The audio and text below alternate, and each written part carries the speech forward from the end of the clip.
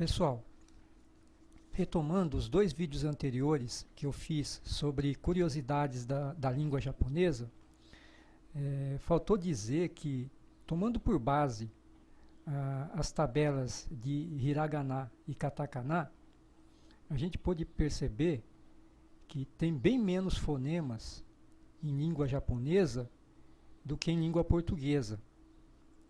A gente viu lá na tabela de hiragana que, por exemplo, não tem fonemas envolvendo a letra L na língua japonesa.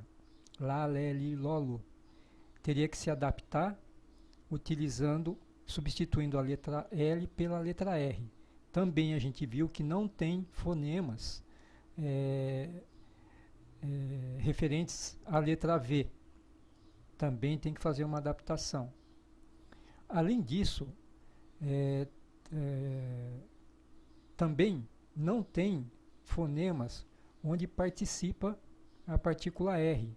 Por exemplo, bra, bre, bri, bro, bru, cra, cre, cri, cro, cru, dra, dre, dri, dro, dru, tra, tre, tri, tro, tru. Então, dá para perceber que tem bem menos fonemas em língua japonesa do que em língua portuguesa. E naquela ocasião eu também esqueci de dizer que também não existe o fonema envolvendo as letras LH. Por exemplo, telha, palha, colher. Então, na língua japonesa não tem esse tipo de som envolvendo as letras L e H. Teria que ser feito também uma adaptação, uma conversão para ficar parecido com a língua portuguesa. Eu acredito, por exemplo, no caso de telha, que ficaria teria, seria o mais aproximado. O outro fonema também que não existe na língua japonesa é o nha, né? O nha, nhé, ni, nho, nhu, né? Então, minha, casinha, não tem também esse fonema, teria que aproximar com outros fonemas da língua japonesa.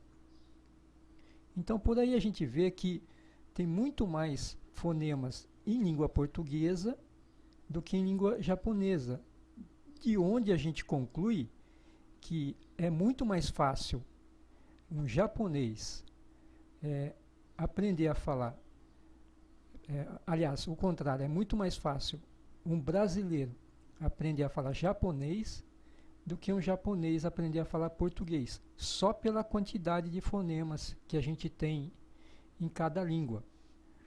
Então, por exemplo, nos hiraganas, a gente viu que o único fonema que talvez o brasileiro tivesse uma certa dificuldade é aquele fu, de Fukushima, que na verdade não é bem fu, né? Seria um fu um pouco assoprado, com os lábios levemente entreabertos. E o outro que também que na verdade não tem dificuldade, não apresenta dificuldade, mas que muita gente fala errado aqui, é o tsu, né? Então tem gente que em vez de falar tsu, fala tisu.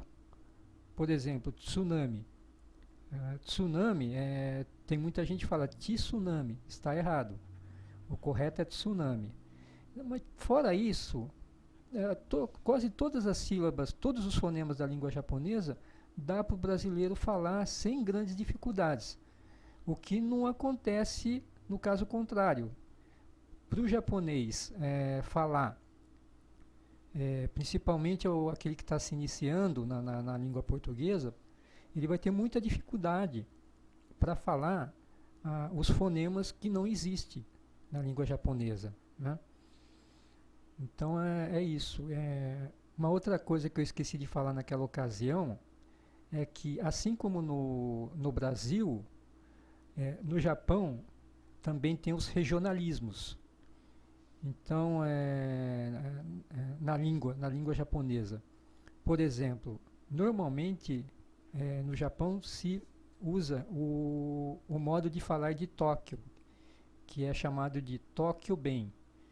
Mas um outro modo de falar bastante utilizado é o de Osaka, que é chamado de Osaka bem. Então, um exemplo seria a palavra sumimasen. Sumimasen seria assim, o mais comum, que é usado praticamente em todo o país, né? Mas que em Osaka muita gente fala sumahen. Então é o mesmo significado, só que falado de forma diferente devido aos regionalismos. E falando nisso, sumimasen, na minha opinião, a palavra mais importante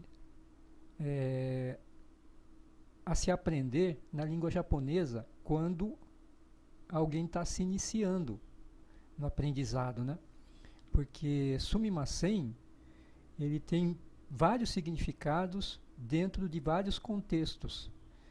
Então, por exemplo, sumimasen pode significar por favor.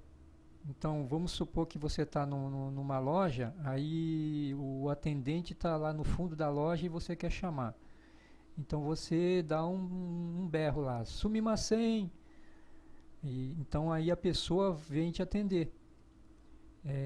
Um outro significado para sumimasen é licença, dá um pedido de licença. Vamos supor que você está num ônibus lotado e você quer ir para frente. Você fala bem baixinho assim, sumimasen, a pessoa vai te dar licença. E um outro significado possível para sumimasen é um leve pedido de desculpas. Então, por exemplo, quando alguém pede para você fazer alguma coisa e você esquece de fazer, você fala assim, olha, sumimasen, é um leve pedido de desculpas. Quando você faz uma coisa muito grave, aí não é correto você falar sumimasen. Aí você tem que falar gomen nasai. Gomen nasai, né? Que aí já você fez uma coisa muito proporcionalmente mais grave. Mas quando é uma coisa assim simples, né? Um erro simples, assim você fala sumimasen, né? Eu vi isso em filmes, assistindo televisão lá no Japão. Então eu penso assim que essa palavra ela tem um significado assim, ela tem tantos contextos que você pode utilizar, né? Que para quem está aprendendo, para mim é a palavra mais importante. Então é isso aí, pessoal, que eu tinha para complementar com relação aos outros dois vídeos e que ficou faltando. Beleza? Até mais.